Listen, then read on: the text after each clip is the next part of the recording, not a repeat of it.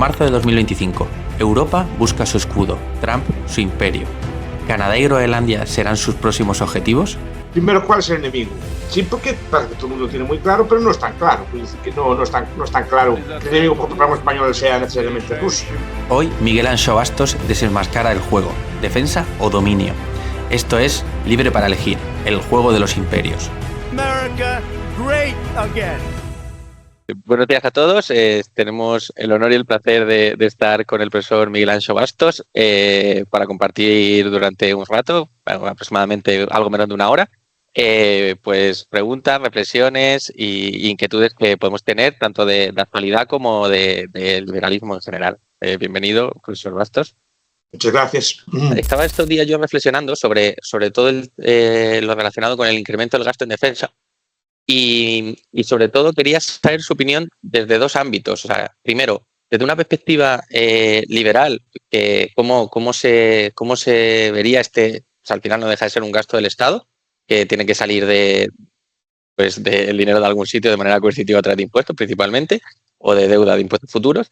Y luego una segunda derivada de cómo veías que puede afectar este punto, la estabilidad del gobierno de coalición, por lo que estamos viendo estos días, y si puede tener algún tipo de impacto en el corto o medio plazo. A ver, primero, dos cosas. Primero, hay que definir, aparte del gasto en defensa, cuál va a ser el enemigo contra el que armarse. Porque todo el mundo lo ve muy claro. Primero, que esto aparece de repente como que hay que armarse, ¿no? Quitando la discusión esa, que ya sería otra discusión, si hay que armarse o no hay que armarse, ¿no? Ya sería otra discusión. Pero primero alguien de repente dice que hay que armarse y todos corren a armarse. Vale, muy bien. Primero, ¿cuál es el enemigo? Sí, porque parece que todo el mundo lo tiene muy claro, pero no es tan claro. Es decir, que no es tan claro que el enemigo por programa español sea necesariamente Rusia, ¿no? Entonces, quiere decir que hay que definir quién es el enemigo. Y después, en el caso de haber una situación de paz, en el caso de haber una situación de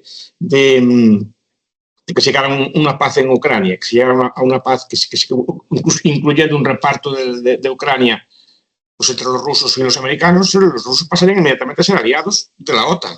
Yo creo que aquí sí que hay un aspecto importante, que aparte de quién es el enemigo, yo creo que sí que vivimos un contexto histórico muy diferente en el que las labores de defensa se han delegado un poco. O sea, al final también había una parte de yo tengo como un poder tácito por el cual tú tampoco cruzas determinadas líneas, y yo creo que esa parte, sobre todo desde Europa, se ha dado por hecha. O sea, se ha dado por hecho de que estos 40-50 años de paz relativa, ¿vale?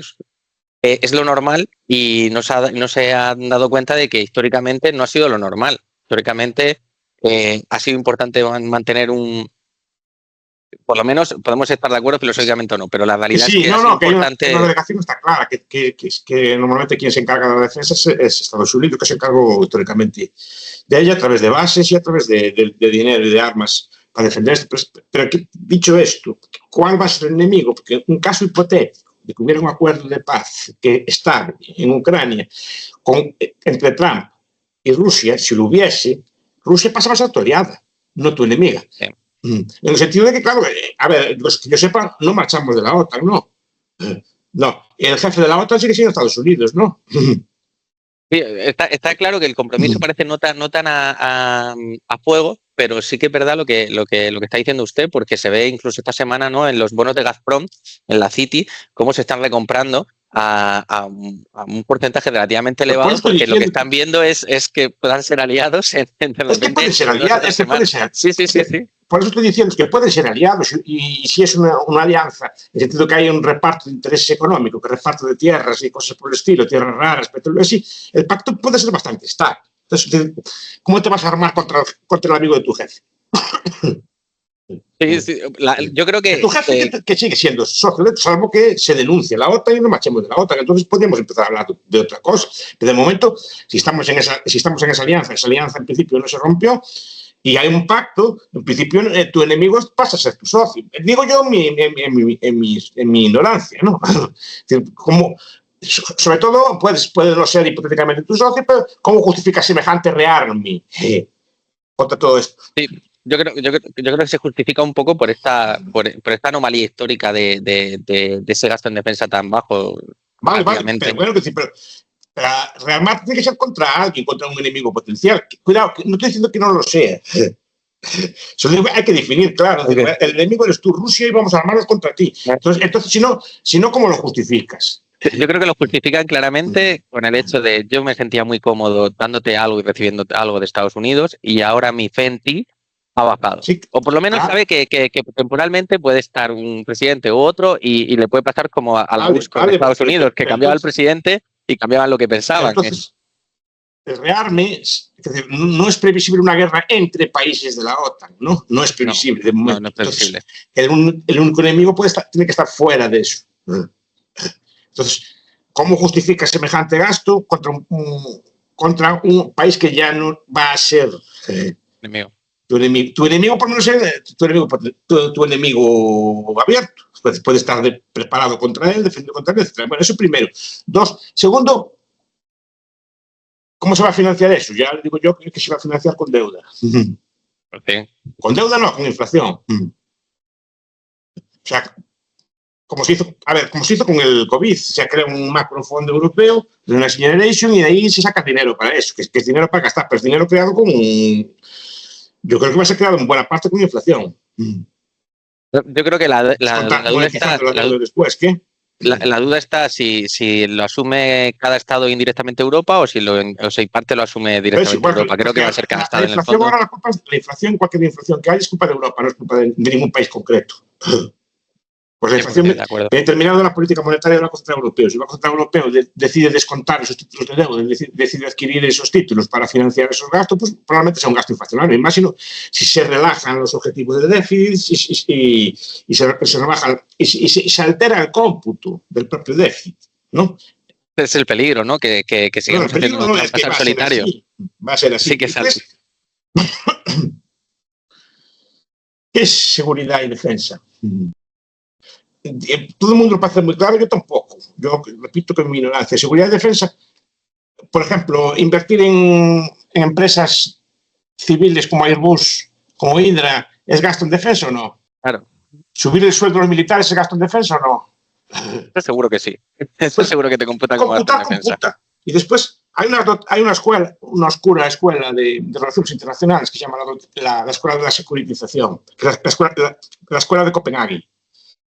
Y establece una serie de doctrinas que son las doctrinas de la securitización, que Barry Buchan, por ejemplo, Oli Weber y otros plantean definir las políticas públicas no en términos de justicia o igualdad como ahora, sino en términos de seguridad, ¿no?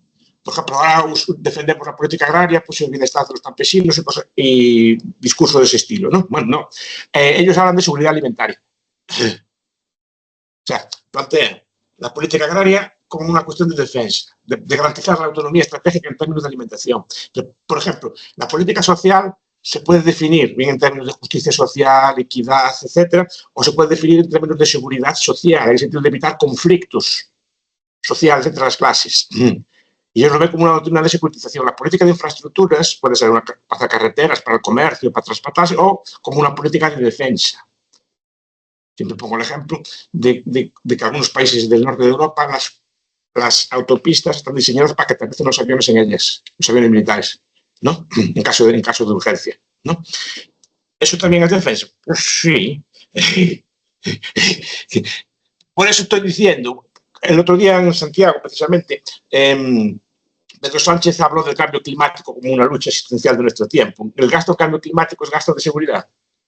Sí, ahora que hablamos de las guerras climáticas, hablamos de los refugiados climáticos, podría ser definido así. Yo lo que me temo es que el gobierno español, o todos los de Europa, que el español no es distinto, toman el dinero y después lo gastan a lo que quieran y le pongan la palabra defensa después. Yo creo que va a haber diferencia entre los gobiernos. No tengo ninguna duda de que la habilidad del gobierno español actual está en eso, está en tener como un triángulo y un círculo y unirlos. Y entonces tiene un incremento en gasto de defensa y un arco parlamentario que está en contra del gasto en defensa. Y es verdad que al final, de una manera o de otra, logra juntar las piezas de manera lógicamente no muy justa, pero lo logra. va a tomar el dinero y lo va a gastar en lo que entienda pertinente y lo va a definir como gasto de defensa. Que ahí está. Usted ha dicho, subir el sueldo a los militares probablemente sea algo que puedan llegar a aceptar un arco parlamentario de izquierdas, o sea, una serie de partidos de izquierdas. Y ese incremento en gasto en defensa. O gastar en empresas participadas, por ejemplo, estas Indra o estas son empresas de uso mixto, de uso civil y militar. Supuestamente puedes dar dinero para ello. Puedes dar dinero no a todo, pero prácticamente a muchas cosas puedes darle dinero con la excusa de la defensa, que es lo que defiende esta escuela. Es decir, que esta escuela de pensamiento define muchos problemas sociales, pero en términos de seguridad y de defensa, no en términos de justicia o equidad. Entonces, usando doctrinas de este estilo, puede justificar casi cualquier gasto.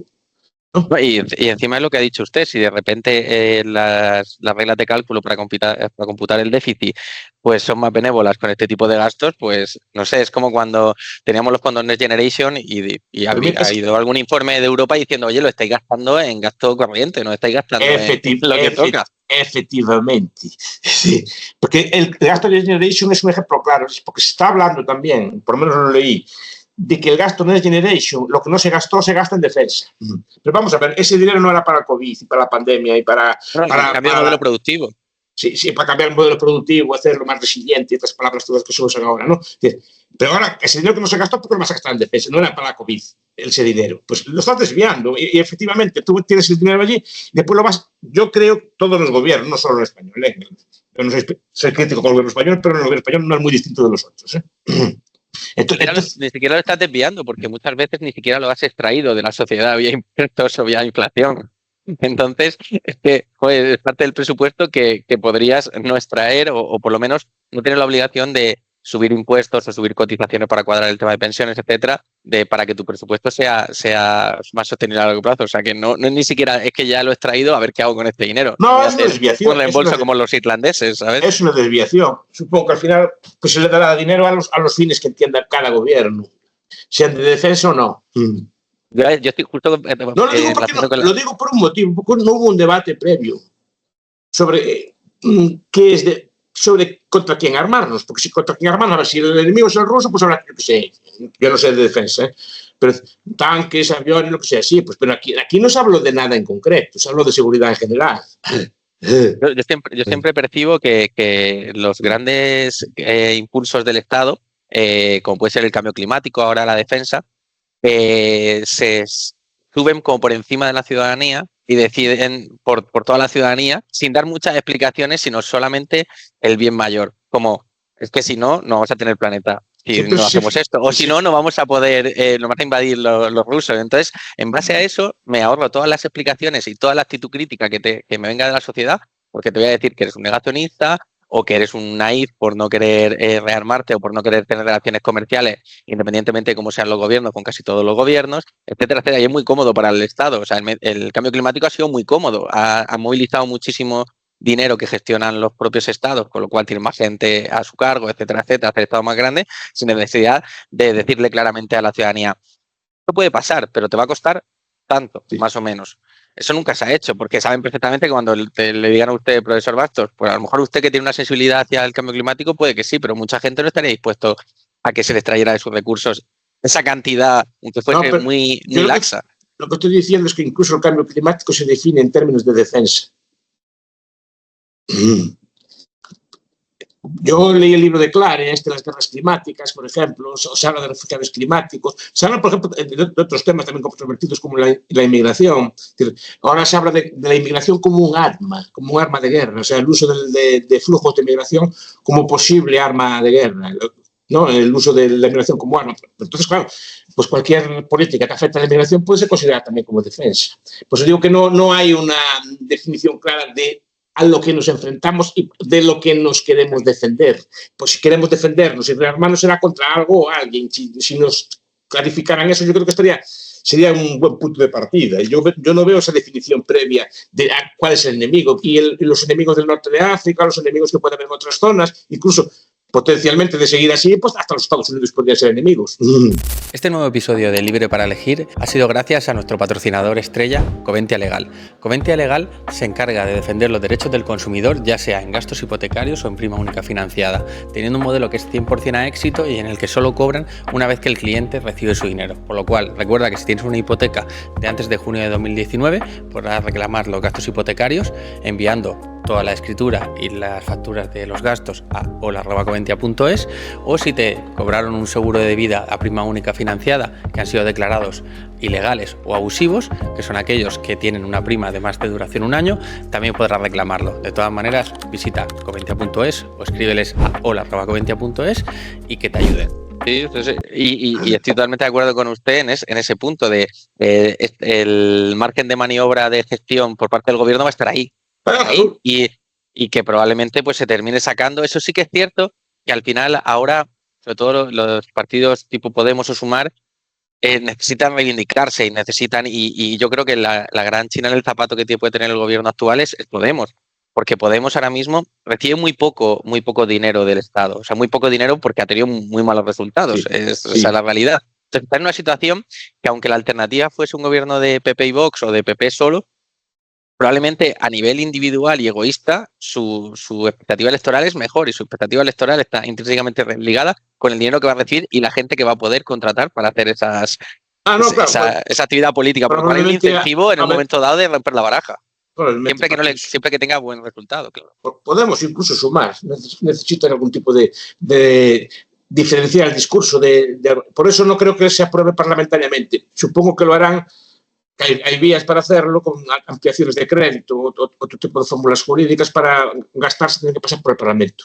De hecho, estamos sin presupuestos y se está haciendo sin presupuestos. Y se va a hacer sin presupuestos muy probablemente porque así de cara a esto no sale. Otra cosa, ¿cómo se define? Pues estoy diciendo que hay, digamos, argucias para poder definirlo de otra forma.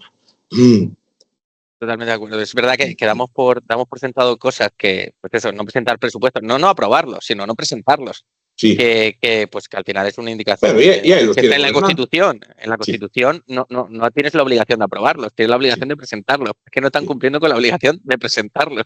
Me parece normal. No. Ya llevamos varios años así, entonces no pasa nada.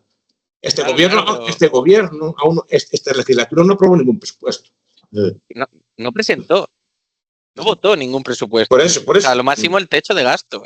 Pero que yo vería normal, oye, mira, no sale el presupuesto, pero no hay mayoría alternativa, seguimos gobernando. Puedo llegar a verlo normal. Pero, oye, tú tienes una obligación constitucional de por lo menos presentarlo, defenderlo en el Parlamento, significarte y que te digan que no, y luego intentas otro dentro de 6 meses o dentro de 9 meses. Pero es que ni siquiera hacen eso. O sea, a mí me parece que hay ciertas actitudes que estamos teniendo de infringir un poquito estas normas que nos hemos dado, que son muy peligrosas porque, claro, el siguiente que llega va a hacer lo mismo. Pero una vez que tienes precedente y que no ha habido ningún tipo de consecuencia, pues... Lo que sí es que el siguiente que venga no va a renunciar al dinero. Eso lo digo ahora. Claro, lógicamente. O sea, es que al final la gente ve mucha diferencia entre PP y PSOE principalmente. Y la realidad es que los dos se dedican a la misma profesión, que es pues a ser políticos. O sea, claro. Tienen más que ver que un electricista y un zapatero. No veo muchas diferencias de programa en muchas cosas. Por lo menos en el modelo económico no varía en gran cosa. Hay varias homilías que hace Alsina por las mañanas que básicamente lo ponen muy en relieve de, oye, últimamente están más de acuerdo el PSOE con el PP que con su miscelánea de partidos. Sí, probablemente. Hay muchas cosas, sí. Totalmente de acuerdo. Pero bueno, yo estoy con usted que creo que pues será otra curva que solucionará, porque otra cosa no, pero en el tema de las negociaciones y en el tema del mandato posterior, es muy hábil el gobierno actual. No creo que esto le cause gran problema. Luego estas cosas, estos gobiernos que tienen muchos baches, luego caen por lo menos esperados. Luego de repente... Sí, está claro. A ver, por ejemplo, en España nunca se cae por corrupción. No es como otros países. En Portugal, por ejemplo, sí, pero en España la tradición es que nunca ningún gobierno que yo recuerde cayó por los resultados electorales, pero no cayó porque dimitieran por corrupción. Un gobierno, me refiero al presidente del gobierno, no ministros concretos. Entonces, nunca se derrumbó, dimitió un gobierno por ese tipo de causas, porque no es la costumbre, porque saben muy bien que se defienden mejor dentro que fuera. Claro, entonces, no quieren dimitir por esto. Y además, dimitir es reconocer algo indebido, entonces no quieren reconocerlo, incluso como estrategia después de defensa para el futuro.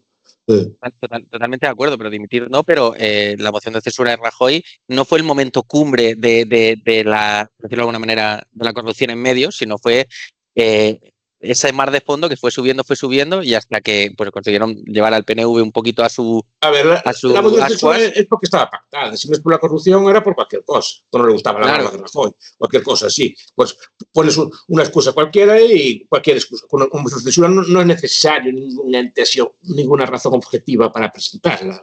Aunque la ley implica que tienes que presentar alguna excusa, pero excusa puedes presentar cualquiera, pues una mala gestión del gobierno, una deficiente gestión de la inflación, cualquier cosa vale para eso. La corrupción en ese momento era una excusa buena, pero saldría con cualquier otra excusa porque estaba pactada de antes. Sí, pero bueno, necesitas ese casus belli, ¿no? Esa sentencia de participa a título lucrativo del Partido Popular en este caso, que te genera un poco el storytelling, necesitas un poquito el storytelling, no vaya a ser que las elecciones sean impuestas en un año y medio, en 6 meses y te pero pilles aunque no hubiera storytelling, el storytelling se queda después, pero pues se valdría cualquier excusa. Por eso digo que... La inestabilidad parlamentaria, si tienes una moción de censura es que no tienes mayoría, que los otros son más que tú y punto. Y no necesitas, lo justificas con cualquier cosa después. Eso fue la excusa en aquel momento. Pero no valdría cualquier otra. ¿Y ves que puede que esté sucediendo de mar de fondo, como dice muchas veces Esquerra, pues del partido de Puigdemont con el PP algún tipo de... Es verdad que, claro, con Vox es que es difícil de cuadrar ese triángulo raro, ¿vale? Pero ves que haya como acercamientos, porque sí que es verdad que Esquerra, con motivo sin motivo, lleva unos meses diciéndolo claramente, oye, señores, aquí hay por debajo una serie de acercamientos entre estos dos partidos, que si en un momento dado... A ver, no sería extraño porque Puigdemont teóricamente es un partido de centro-derecha, entonces no tiene que estar más cómodo con el PP que con Podemos. Y de hecho con Podemos hay una especie de mini-guerra últimamente, por la cuestión de la inmigración, ¿no? Que tuvieron unas declaraciones bastante duras. Debería estar más próximo, pero claro, hay falta o bien que Puigdemont no quiere o que el bloque de la derecha, como siempre, Cainita no es capaz de juntarse y llevar a cabo una propuesta, entonces va a tener lo otro. Porque yo a Puigdemont ya lo veo vendido a Pedro Sánchez, ya lo veo yo, vendido no, que no tiene otra alternativa que estar con Pedro Sánchez. Entonces, al final... Bueno, Pedro no Sánchez, se ha visto en otra, yo creo que no se ha visto en otra de concesiones. No, es que, precisamente, viéndose en otra, no está consiguiendo nada. Claro. Mira lo que estoy diciendo. No está consiguiendo nada, está llevando muchas palabras bonitas. Que yo sepa, Puigdemont aún está en Waterloo. Sí. No volvió. Vale, entonces la amnistía, ahí está. Pero después la inmigración, a ver cómo la aguan. Le van a dar la inmigración, a ver cómo la rebajan para que no queden. Primero a ver si la aprueban. Después a ver en qué queda. Después la transferencia de eso de los dinero y todo, a ver en qué queda. Quiero ver yo esas cosas como que, a ver, yo a lo mejor me equivoco, quiero ver en qué queda, porque de momento no. ¿Usted no se acuerda que hace unos años que también a Esquerra le prometió una mesa de negociación para el referéndum? Sí. ¿Dónde está la mesa y el referéndum? Quiero decir que... Pero sí que está consiguiendo algo, que es que el partido de Puigdemont hace 6-7 años estaba muerto. O sea, de haber sido un partido hegemónico en Cataluña, estaba muy por debajo de Esquerra. Y a día de hoy está por encima de Esquerra. O sea, que algo ha conseguido... Está empatado, pero ha estado por debajo. Cuidado, y a ver, ahora tiene competidor por la derecha. A ver cómo sale de esto. Las encuestas que estoy viendo, por ejemplo, a nivel español, para las elecciones españolas ya el PP es la segunda fuerza. Eso que levanta cabeza, yo no le veo el éxito ninguno de ese tipo de estrategias. Si usted lee los medios nacionalistas, no están nada contentos. Lo ven como un partido totalmente subordinado a Pedro Sánchez. Al final habla mucho, ladra mucho, pero como los perritos pequeños que ladran mucho y así, pero después no hace nada. Bueno, tienes la parte que a Esquerra estos medios más nacionalistas o independentistas le dan todavía más. Entonces, claro, por comparación entre los dos grandes partidos que es centro-izquierda, centro-derecha, el partido Puigdemont está saliendo un pelín más. Es que el partido Puigdemont llega a estar 20-25% por debajo de escaños de Esquerra en elecciones catalanas. Entonces, y ahora el hecho de las últimas quedar por encima, porque bueno, Sí, que por quedaron encima, pero, por ejemplo, no fue capaz de gobernar. No, eso, A ver, no, vamos a ver. eso lo va a tener más difícil. Y, cuidado, y tenía el mismo derecho que Pedro Sánchez. Sí. Yo ahí es lo que usted Es que, dice, por ejemplo, que al si no final fuiste las cosas si no grandes fuiste no las terminas sacando. Si no Porque fuiste ahí capaz, podría haber forzado que hago ese gobierno o que yo Cataluña. pues por eso él pudo haber forzado, soy yo el presidente o no hay gobierno en España. Pero no lo hizo. Entonces, al final, lo tienes ahí, como un partido más de Pedro Sánchez, uno de los muchos partidos que tiene para escoger Pedro Sánchez para sus negociaciones. Pues él podría haber forzado eso perfectamente. Mira, que el PSOE me apoya a mí, ¿vale? Igual que yo apoyo al PSOE en Madrid. ¿Vale? Pero son naipes. Entonces, Esquerra apoyar al PSOE en Madrid le hubiera costado. Perdiendo, ¿sabes? Estando fuera del gobierno. Bueno, pero que tuvo que forzar, no sacó nada de provecho. ¿Qué negocio? No. Entonces, no. Se están desgastando para nada, porque al final él protesta y tal. No. Por ejemplo, hace una semana dijo, ya se rompieron todos los pactos con el PSOE y a los dos días pacta una cosa con ellos. Es que no está como desnortado, ¿no? y podía jugar sus bazas mejor, pienso yo. Sí. Yo creo que sí, que estoy de acuerdo con usted que no está consiguiendo todo lo que la opinión pública piensa que está consiguiendo. Porque en el relato fuera del independentismo más duro sí que se percibe que está consiguiendo muchas cosas. Es que el relato mediático español aún refuerza más a Puigdemont, no lo debilita. ¿En qué sentido? Están diciendo, hoy Pedro Sánchez baja los pantalones con Puigdemont, Pedro Sánchez está a las órdenes de Puigdemont, Pedro Sánchez es un lacayo de Puigdemont, y después no le da nada. En política hay un fenómeno que se llama la humillación ritual, ¿no? Que consiste en que una persona como que se humilla delante del pueblo o hace un gesto de humillación, pero realmente es el que manda él. Por ejemplo, el Papa cuando le lava los pies a los pobres, ¿no? Es un gesto de decir, yo soy el Papa de Roma, pero me humillo delante de los pobres y le lavo los pies. Eso refuerza el papel de Papa, no lo debilita, ¿no? Y aquí también, aquí Pedro Sánchez parece como que se humilla delante de Puigdemont y tal, y después no le da nada, ¿no? Sí, o sea, la única contra que tiene es el hecho de la credibilidad, que la verdad que ya, o sea, son tantísimas veces en las que pasa un poco como cuando yo me dedico tengo empresas y entre lo que te dice el cliente que quiere y lo que luego quiere, ¿vale? Pues Sánchez parece un poco eso, entre lo que te dice que va a hacer y lo que sabes que va a hacer. Sí. Hay como mucha diferencia entre una cosa y otra y eso es verdad que ya no le pasa factura, probablemente no le pase más factura de la que le ha pasado, que es bastante, que se puede de ser un partido que aspiraba a gobernar casi en solitario, a ser un partido que en número de escaños, bueno, no podemos olvidar que está probablemente, si coges todo su franja histórica de resultados por escaños, en la parte de la izquierda. Vale, pero de momento ya lleva 7 años, ya lleva para 8. No va, y va a ser de los presidentes que más duran en España, después de Felipe González. ¿Lo ve usted presentándose en las siguientes elecciones? Sí. Por aquello de que se defiende mejor en el gobierno. No solo se defiende, es que tiene que presentar o le da un puesto bueno en Bruselas o en la OTAN o en algún sitio de estos así, o yo lo veo que sí. Que él tiene una ventaja frente a los demás políticos, él quiere ser. Y en la política eso es lo principal, quiere ser a cualquier coste. Pues vale, pues si quieres ser a cualquier coste acaba siendo, porque si no, no eras. Sí, y luego tiene muy buen, o sea, cuidado, tiene muy buen perfil. Pero eso hace que te sigan. Eso crea como liderazgo. Porque si tú dices, quieres ser, yo con mi puesto de trabajo está seguro. Si voy con otro, el otro igual se pone así muy exquisito y no quiere ser por cualquier motivo y yo me voy. Está en España muy bien, pero yo estoy en el palo. Entonces la gente del partido lo sigue y crea un liderazgo. Y los demás partidos lo siguen porque ves que él tiene como un liderazgo que se va a enfrentar a los otros. Y usted piensa que la mayor parte del votante, la parte política no es a favor de, es en contra de. Es decir, la gente no vota a Pedro Sánchez, vota para que no vengan los otros. Igual que en la derecha ahí votan para que no esté Pedro Sánchez. Pero no es un voto que tú estés entusiasmado con tu voto. Pero sabes que aquel, si está ahí, va a querer ser y va a luchar hasta el último momento por estar. No se va a rendir. ¿No? Y aparte eso es profecía autocumplida. Al final tú cuando votas que no entre alguien porque piensas que vienen los 7 males, si luego no llega el gobierno, pues ha cumplido. Piensas, hombre, si hubieran llegado al gobierno hubiera pasado esto. Sí. Pero bueno, no lo sabes, esa es la realidad. En cambio, si votas en positivo, eres más exigente o más fiscalizador de lo que el gobierno tiene que hacer, porque esperas que pase, no que no pase. Sí. Y es mucho más difícil que las cosas pasen que no pasen. Esa es la realidad. Pero bueno, pasando a otra pregunta que tenía por aquí, tengo 2 o 3, o sea que no me gusta extenderme mucho las preguntas, y si son 2, pues no ningún problema.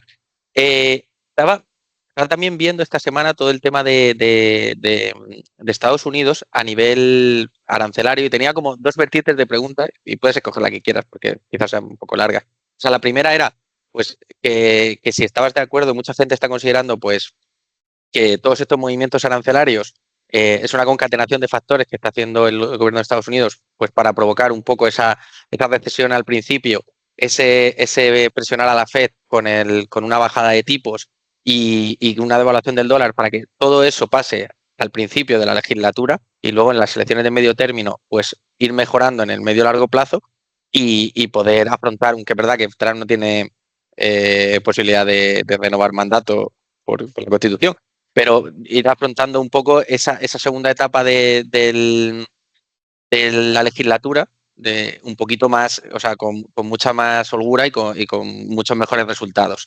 Y no sé si estoy del todo de acuerdo, que yo creo que o sea, leo esas reflexiones y desde muchos ámbitos, y yo estoy un poco más por lo de que estoy viendo como que no se lo creen del todo, no se están creyendo. Están provocando golpe en el mercado, pero que no tiene una convicción dura. Es muy desconcertante, y de hecho yo creo que él busca el desconcierto, porque de hecho un día pone aranceles, el día siguiente los quita.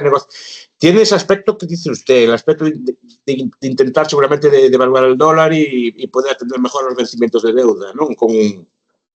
Con ese tipo tiene 8 billones de deuda que vence en este año. Es una explicación que se da y que puede ser factible. Pero cuidado, pero no es incompatible con la otra, de que usa los aranceles como arma de guerra.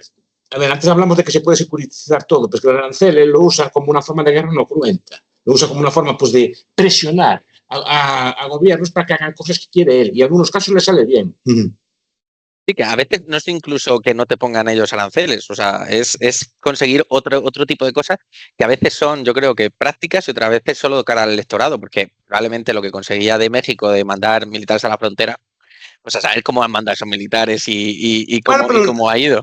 Pero se vende muy bien en su electorado. No, lo vende muy bien, y por eso digo que puede ser usado como un arma política. Aparte que de lo que decía usted antes, que seguramente tiene razón, en el sentido de que también es una estrategia económica, ¿no? Para ver cómo atender los vencimientos, pero no es incompatible con la otra, porque él usa aranceles de forma selectiva y los usa pues, para presionar a países que tienen rivales o países que quieren obligarles a hacer cosas. Por ejemplo, la presión seguramente es para que metan más gasto en defensa a los países europeos o para que hagan otro tipo de prácticas que a él no le gustan. Entonces, usa el arancel. El arancel también puede ser un arma, como decíamos antes. Todo se puede securitizar, todo se puede establecer como forma de arma. Entonces, en ese aspecto, él lo usa, no sé si como inteligencia o no, lo veremos ahora con el tiempo. Y lo veremos si esta política es consistente o no, o solo es una medida de presión. Es que, claro, a mí me desconcierta también, porque rompe todo lo que habíamos aprendido a lo largo del tiempo, ¿no? de la política americana, porque se entiende que la política exterior de un país tiene cierta continuidad, que no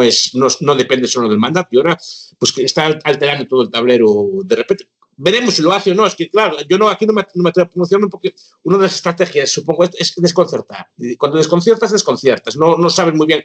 Y estamos todos intentando, yo veo, como decía usted antes, mucha prensa económica, está intentando leer, intentando descubrir qué pretende, ¿no? Qué es lo que pretende. Y creo que ninguno acierta, porque precisamente ahí está la clave. A mí me recuerda mucho, o sea, yo tengo muchos años en empresa antes de emprender, y me recuerda un poco a algún jefe que he tenido que era muy así, o sea, como muy impulsivo, pero luego no tonto. Entonces, ¿qué pasaba? Que cuando era muy impulsivo la gente no le decía lo que pasaba. Pues tomaba una decisión y la gente lo escuchaba y decía, uy, esto es lo mismo, hay aquí pues unos empresarios locales que también hacen aluminio y cuando me pongan... Pero no lo verbalizaban. Pero luego, cuando pasaban los días, le decían, cuando más calmado, después de la decisión que se podía hablar, le decías, oye, pues, que esto mira qué consecuencias tiene. Le dije, joder, pues a lo mejor... Y reflexionaba porque no eran suicidas. Y yo creo que Trump tiene un poco esa parte que tiene ese impulso y considera que las mayores veces con ese impulso y ese farol lo va a conseguir. Pero si no lo consigue, no le veo la determinación y la capacidad de sufrimiento del pueblo americano de llevar hasta las últimas consecuencias muchas de las medidas que están tomando. Y creo que eso en el medio plazo puede ser fuente de debilidad siempre y cuando no haya una asimetría muy grande, pues como con Canadá o México, que claro, es que hay una asimetría demasiado grande de qué porcentaje de importaciones y exportaciones y qué dependencia tienen unos a otros. Pero con Europa o con otros grandes players que no tengan tanta dependencia, que joder, Canadá, ¿quién le va a vender? Si no es a Estados Unidos, está fastidiado. Creo que se va a generar una dinámica muy negativa para el comercio mundial, porque va a ser el juego de la gallina esto. No, es que él lo sabe.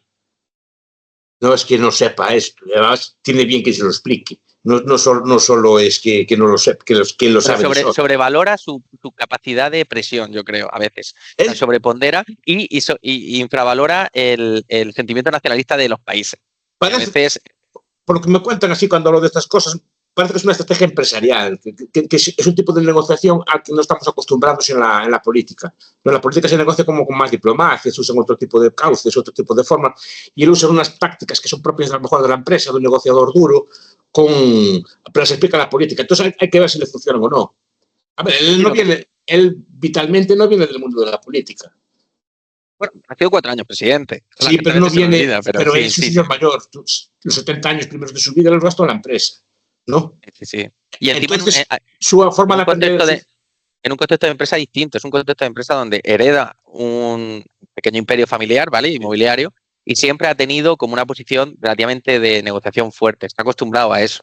Sí. O sea, que no es el empresario que ha nacido de la nada, que ha tenido como distintos estados, o sea, distintos momentos en los que ha podido presionar y conseguir de más, y cuando lo ha recibido, no. Yo creo que él siempre ha tenido las cartas ganadoras, y él siempre de alguna manera, y no ha sido gran empresario, también te lo digo. No, pero viene de ese mundo, no viene del mundo de la política. Entonces está acostumbrado a ese tipo de negociaciones. Después, si se fija su forma de llegar al poder en las primeras elecciones, fue totalmente disruptiva.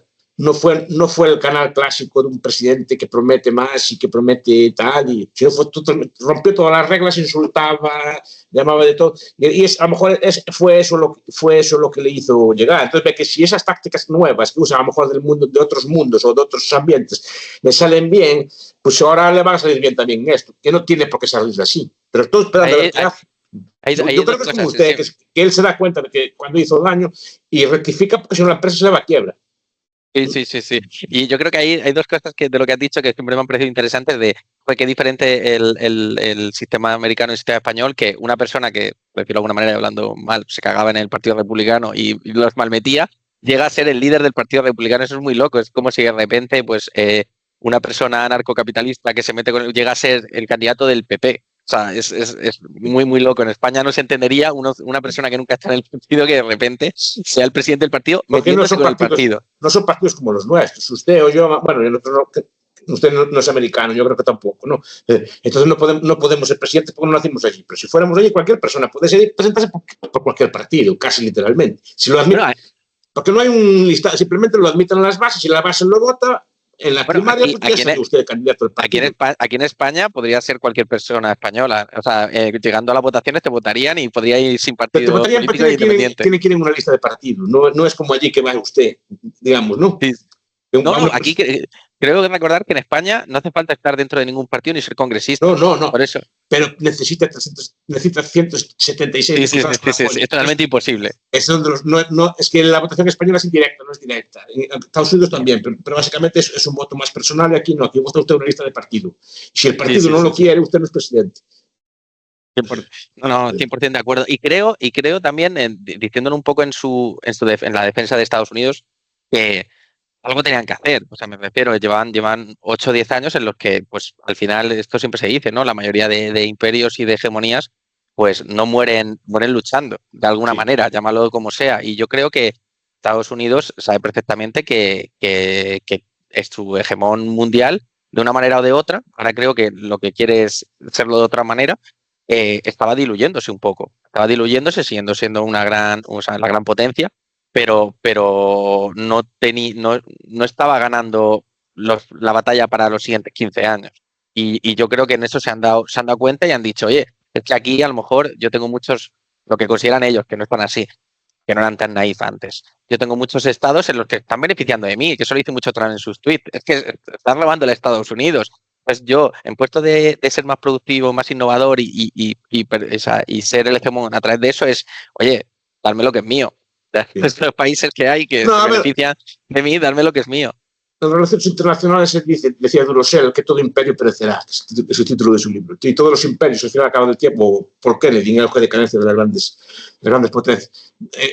Los imperios al final tienen un ciclo de vida y Estados Unidos le está llegando el suyo. El problema es que si sale de ese proceso como un país fuerte, aunque no sea el líder mundial, o se descompone como otros imperios, ¿no? Esa es la cuestión. Yo creo que Trump está... Yo no lo sé qué está haciendo, pero por lo que dicen, que hace, está intentando adaptarse a ese nuevo rol y centrarse en su región, digamos, controlar su espacio y tener un país fuerte aunque no sea, digamos, un líder mundial. Porque a lo mejor la capacidad para ser líder mundial ya no la tiene, pero para ser seguir siendo un Estado muy fuerte, un Estado próspero y un Estado más o menos líder en su región, sí que puede serlo. Lo que dices tiene mucho sentido y reflexionando ahora en directo con usted, está en línea con un poco a ciertos movimientos que está haciendo de, oye, si yo quiero ser, por decirlo de alguna manera, autárquico de alguna manera o centrarme en mi región, sí. el hecho de intentar conseguir que Canadá o que Groenlandia sean parte de estos estados federales en los que estamos, me va a hacer mucho más potente, ¿vale? Entonces, desde ese punto de vista, podría tener sentido, ahora escuchándole... Le va a permitir resistir mejor al nuevo mundo.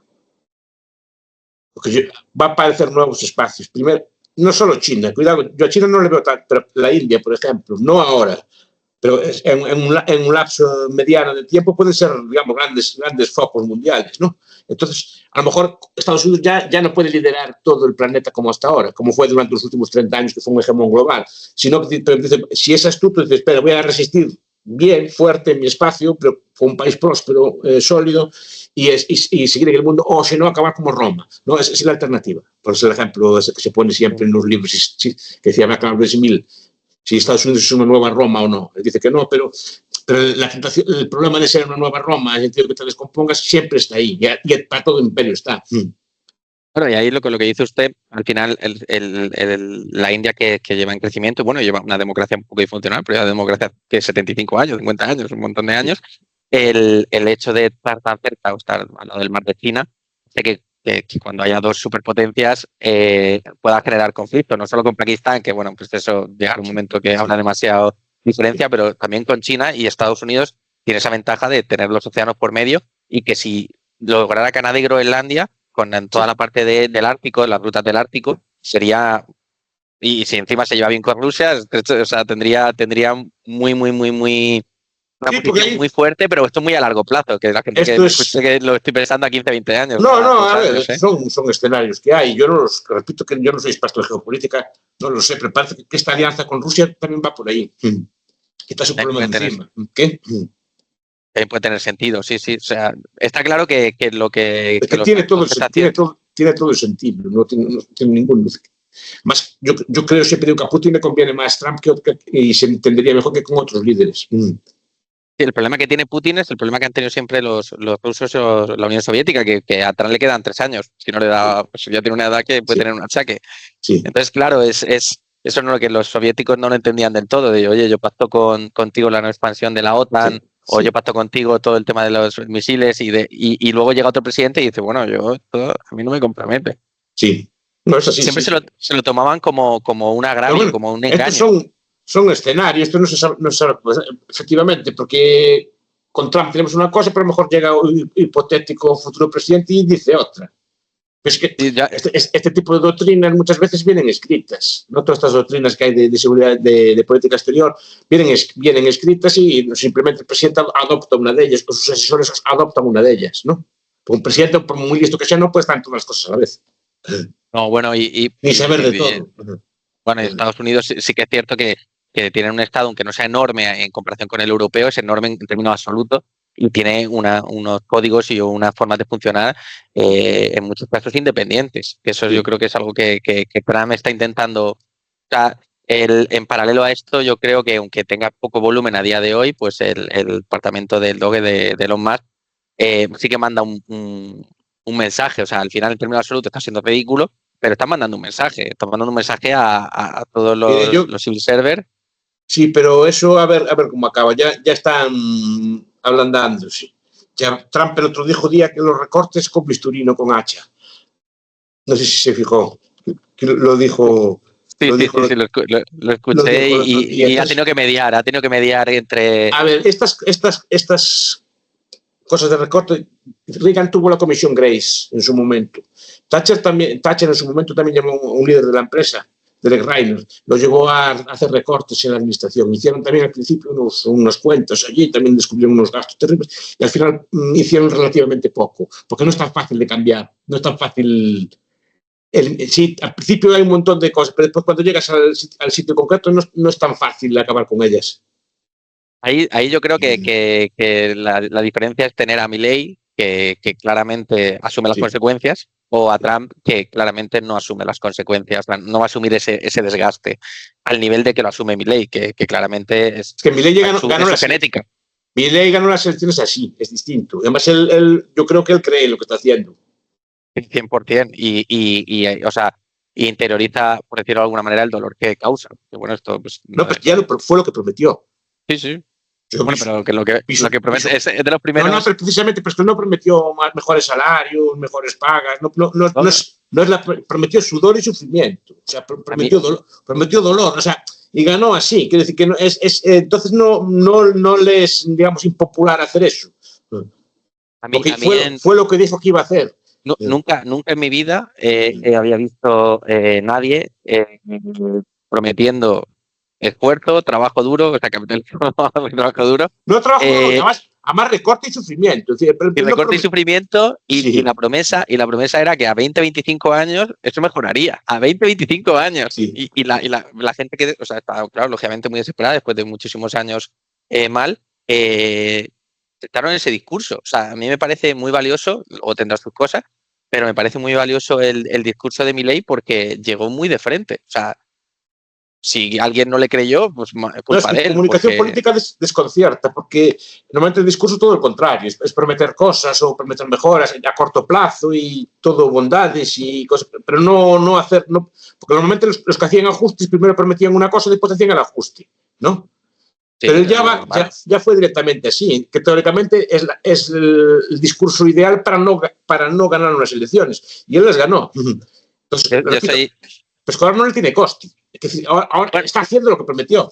Está haciendo lo que prometió, pero asumir que la ciudadanía va a ser coherente con lo que votó no es tan trivial y sí que lo está haciendo. O sea, sí que por decirlo de alguna manera, sus tasas de popularidad han bajado, pero no han bajado muchísimo. A pesar de que, o sea, una cosa es que a ti te digan, profesor Bastos, pues lo vamos a pasar mal, te voy a recortar un poco, y otra cosa es cuando ves la nómina que de repente la inflación no te la cubren y estás teniendo menos poder adquisitivo, ¿vale? Como los jubilados en Argentina.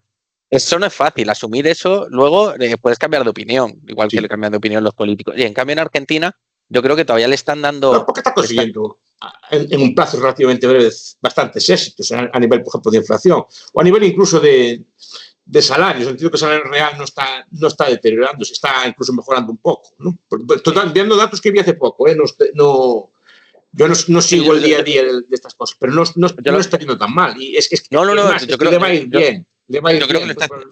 Me parecen dos cosas. O sea, ya el primer ejemplo, pues, no podemos llamar capitalista, pero sí que muy, muy liberal y de estado muy pequeño de la historia. El primer ejemplo de verdad que yo, por lo menos que yo conozca, de que tenga una cierta magnitud, está siendo la Argentina de Milei. Y lo que sí que me temo es que en las siguientes, o sea, si le va bien en las siguientes elecciones, profundice en los ajustes.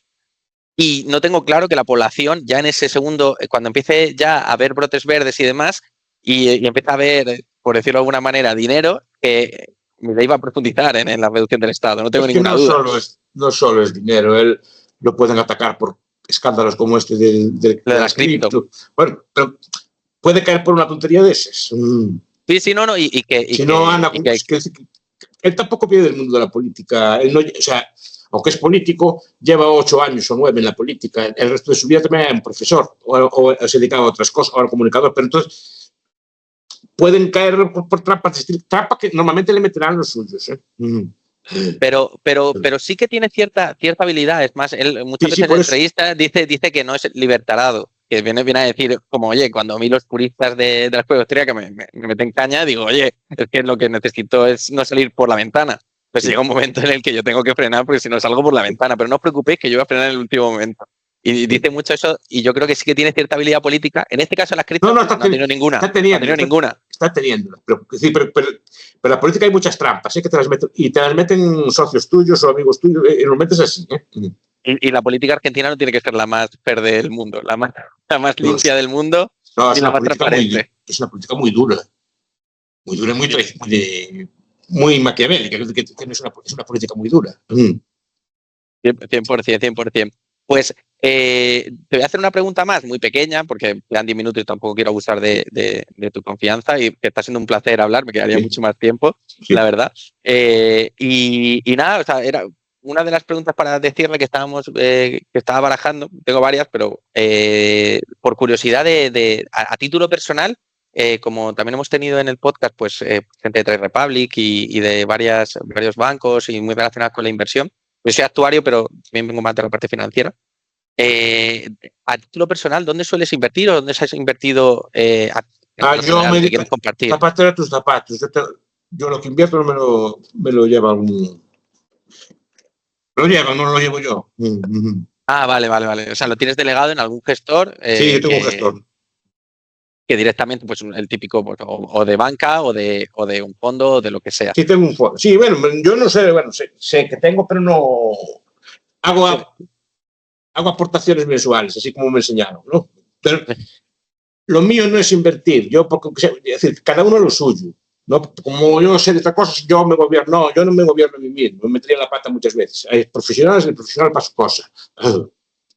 100% de acuerdo. Yo creo que lo importante ahí sí que es que aquí tenemos mucho énfasis. El gestor no me viene a dar clase a mí, no da mis clases, pues yo no le enseño a él lo que tiene que hacer. Pues él sabe su cosa y no lo hace, creo que lo hace bien. A mí me pasa muy a menudo. Yo hace muchos años invirtiendo, entonces que casi dedicarte todo el día a ello. Entonces, mucha gente que de repente, porque en mercados alcistas todos somos magos y entonces vienen arriba y empiezan a invertir en acciones individuales, que lógicamente es muy difícil hacer un seguimiento puesto de fondos indexados o de contratar un gestor y es muy habitual eso. Y entonces yo como llevo 15 años viendo un poco los mercados, ves un poco como cuando el mercado es alcista, todo el mundo está súper arriba y metiendo más y diciendo, oye, el porcentaje que estás metiendo de riesgo es demasiado alto. Y segundo, que es que ahora mismo estás en un mercado que un mono tira unos dados y gana dinero. Sí. Lo difícil es cuando se dé la vuelta y se dará la vuelta en algún momento. Y entonces pasa muy a menudo que toman esa mala decisión. Y yo siempre lo que recomiendo es, oye, pues si no sabes, ahorra dinero de alguna manera, pues indexados, algo muy sencillo que no puedas estar encima. Sí, eso es. Así es. Yo no me dedico a que no sé. Es que todos nos pensamos que somos muy listos y a lo mejor sabemos de una cosa o dos, pero no de más. Entonces cada uno lo suyo. Yo siempre lo tuve claro. No me pongo, igual que los otros no me hacen mi trabajo a mí. No, de tu parte está la de generar básicamente esa liquidez que invertir. Y aparte que mayoritariamente se dice que invirtiendo sistemáticamente todos los meses no es la mejor. Eso sí que lo recomiendo. Siempre pagarte a ti mismo primero. Es decir, tú todos los meses te quitas una parte y eso ya no cuentas con ello. Y eso ya dices, mi sueldo es esto menos X. ¿Vale? Y estoy por abrir otra pregunta, pero le prometo que hay 26, le corto para que se tenga tiempo. Acaba 3 minutos, venga. Sí, pues no, es básicamente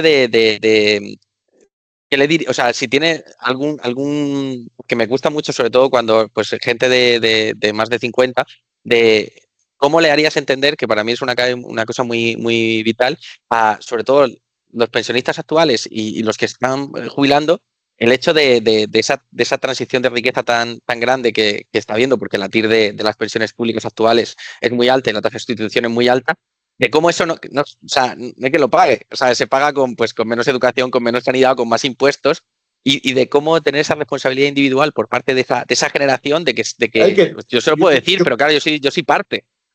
Claro, yo soy parte de esa edad, de ese grupo de edad. Claro, pero parte que le viene bien, claro, entonces pues yo lo decirlo, parte que me viene mal. Yo soy parte de ese grupo de edad también. Lo normal no será retrasarlas. O pagar menos, eso es lo que se haga. Porque subir impuestos o subir cotizaciones, eso tiene un límite también. O sea, no puede ser que esté cobrando más un pensionista del medio que un salario medio. Este año ya creo que, por haberlo leído, también no me haga mucho caso con estas cosas, que el salario medio es inferior a la pensión media de los jubilados este año. No del sistema en conjunto. Claro, esto no puede ser. No puede ser. Usted que es actuario, se da cuenta que no puede ser, ¿no? Puede ser a base de esquilmar al Estado y no invertir en dependencia, no invertir en educación. A través de cambiar las reglas.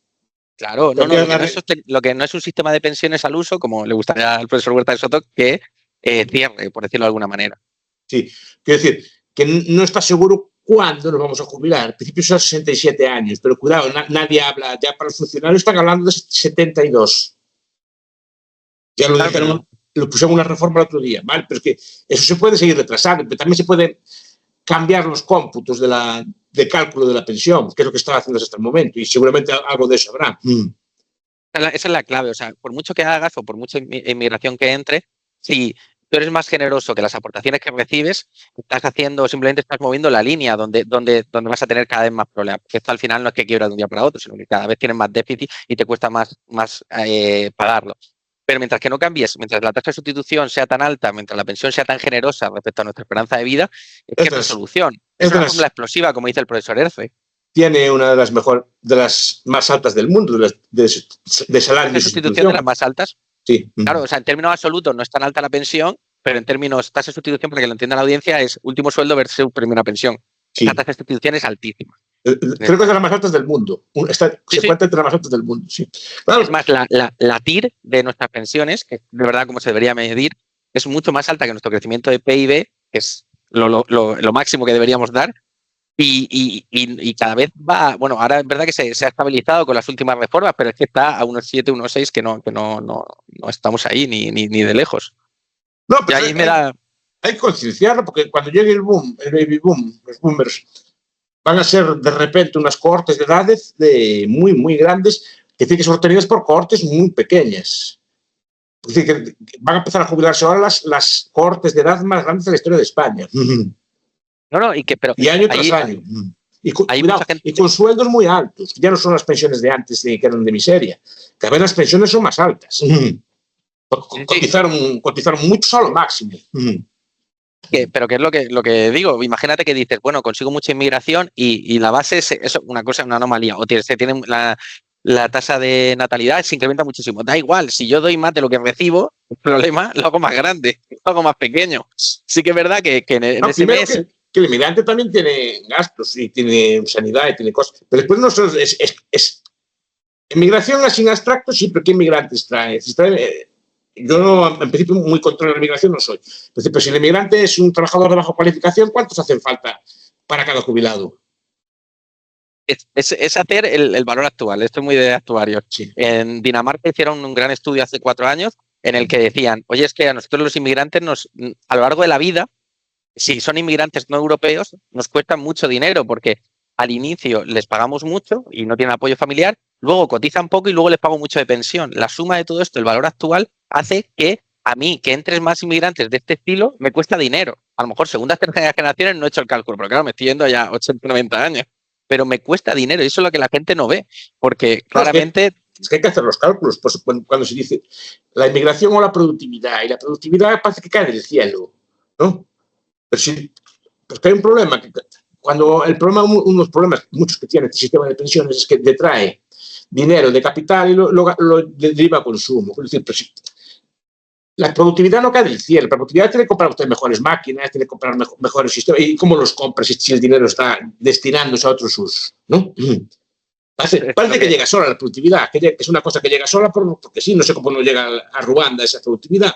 Es decir, solo si llega sola, no llega sola, tiene que tener capital suficiente para poder adquirir los medios de esa productividad. Y si no lo tienes, si lo destinas a otros fines, buenos o malos, ya es otro debate. Pero si tienes otros fines, no vas a tener esa productividad, no vas a poder mejorar sustancialmente en ese aspecto. Y ya no se está haciendo. Sí, al final, si tú gastas tanto en pensiones, no gastas en lo que sea. Está claro que son vasos comunicantes, eso por un lado. Y luego, cuando la gente quiere reducir las horas o subir el salario mínimo interprofesional, joder, muy bien, pero que vaya acompañado de productividad, porque claramente eso per se va a reducir la productividad, que al final es un Si no, una cambia, ratio. si no cambia la organización de la empresa, si no cambia la estructura de capital, la reducción de horas es menor producción.